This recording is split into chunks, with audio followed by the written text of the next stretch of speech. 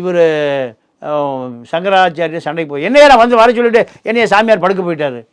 சாமியாரே படுக்க வர சொல்லியாங்கிறாரு. ஏன்னா ஒரு 50 இளைஞர்கள் இருக்கிறாங்க, ஒரு 5 கார் இருக்குது.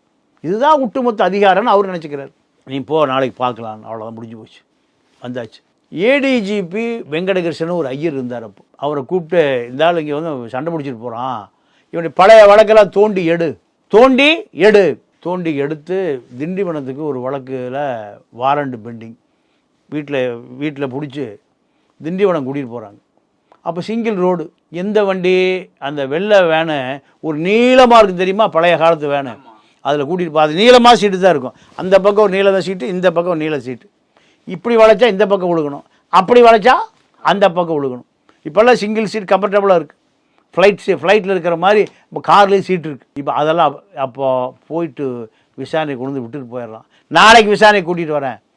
இப்படி அவர் பைபாஸ் சர்ஜரி பண்ண ஒரு மனிதனை இந்த பார்ப்பனிய அதிகார மையம் உளவியல் ரீதியாக கொன்னே பிடிச்சி.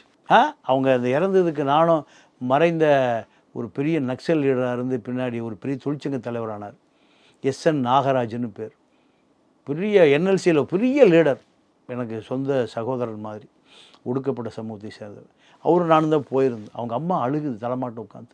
உன்னை கண்டா யாராரா பயப்படுவாங்களே, நீ ஒரு சாமியாருக்கு உன்னை இப்படி கொண்டு விட்டானுங்குது. நான் காதால் கேட்டேன்.